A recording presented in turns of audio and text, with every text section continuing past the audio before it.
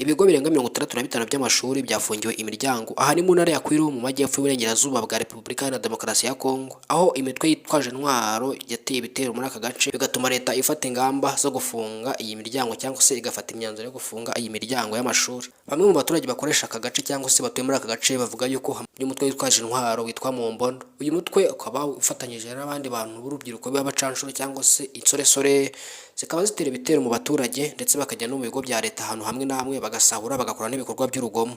Muri Repubulika ya Demokarasi ya Kongo hashize igihe kinini cyane hari imidugararo, hari intambara zikomeye cyane by'umwihariko mu baturage hagati yabo ndetse n'imitwe yitwaje intwaro atuma ibangamira ituze rya rubanda. Bikaba biri mu byatumye Repubulika ya Demokarasi ya Kongo ifata umwanzuro wo gufunga ibi bigo kubera yuko hari hagaragaye ko hariko ibibazo by'ihohoterwa ry'abana bakiri batoya bikozwe n'iyi mitwe yitwaje intwaro ndetse n'insoresore genda muri aka gace cyangwa se zikora ibikorwa bitemewe n'amategeko muri aka gace birimo gusahura abaturage, gufata nabi ku ngufu abagore n'abakobwa ndetse n'ibindi bikorwa by'urugomo cyangwa se by'ubugizi bwa nabi. Uyu mutwe witwaje intwaro ufatanyije n'indi mitwe y'abaturage cyangwa se y'urubyiruko rwigize ibyigomeke cyangwa se rwigize intagondwa, aho basahura abaturage batandukanye muri aka gace kubera yuko abakobwa bafatwa ku ngufu ndetse n'ibikorwa bya rubanda bikabangamirwa cyangwa se bakabangamira ituze rya rubanda muri rusange. Muri Repubulika ya Demokarasi ya Kongo imidugaro ndetse n'imyigaragambyo mu baturage ntabwo ari bishya. Nko muri Kivu y'Epfo mu minsi yashize hagaragaye ibikorwa by'urugomo hanini bikorwa n'imitwe irimo Wazalendo n'abandi batandukanye badashaka ituze rya rubanda, by'umwihariko bashaka gusahura ndetse no gutwara ibitwa abaturage bakoreye cyangwa se imitungo y'abaturage. AFC 23 warekaramye ko umujyi wa Uvira wo muri aka gace cyangwa se muri Kivu y'Amajyepfo akaba ari umujyi ukomeye cyane.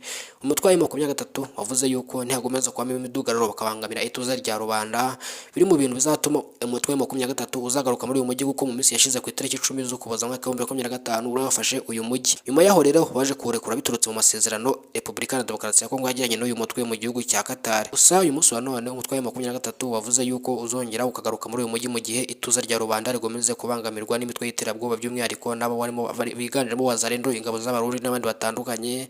Bikaba biri bizatuma uyu mutwe ugaruka muri uyu mujyi nk'uko umuyobozi cyangwa se umuvugizi wawo Colonel Nanga agomeza abitangaza. Muri Repubulika ya Demokarasi ya Kongo hashize imyaka irenga 30 hagaragaramo ikibazo cy'imidugararo cyangwa se ituze rya rubanda riri hasi cyane hafi ya ntaryo, aho abaturage kenshi na kenshi hamaze igihe harimo intambara z'amoko z'abaturage hagati yabo ubwabo ndetse n'igisirikare cy'abaturage cyangwa se cya Repubulika ya Demokarasi ya Kongo kikaba ntacyo kigeze kibikoraho, ahubwo kigafatanya n'abaturage mu kurwanya umutwe wa AFC 23. Repubulika ya Demokarasi ya Kongo igomeza kuvuga yuko ikibazo cyayo kiri n'u Rwanda cyangwa se u Rwanda rutera inkunga uyu mutwe wa 23 mu guha imyitozo abasirikare bawo ndetse n'amabwiriza atandukanye akomeye cyane cyangwa se amategeko akomeye. Gusa u Rwanda narwo rubihakana rwivuye inyuma kubera yuko nta munsi n'umwe rwigeze rwemera cyangwa se ngo ruvuga ko rushyigikiye uyu mutwe, ahubwo ruvuga ko ari uburozi cyangwa se ari uburozi muri politiki mpuzamahanga yo kugaragaza ko u Rwanda ari rubi cyangwa se rudashobotse. Komeza ubanetswe kuri Taifa Rwanda udukurikirane umunsi ku munsi. Nitwa Elize Taifa, ndabashimiye cyane, Imana ibarinde.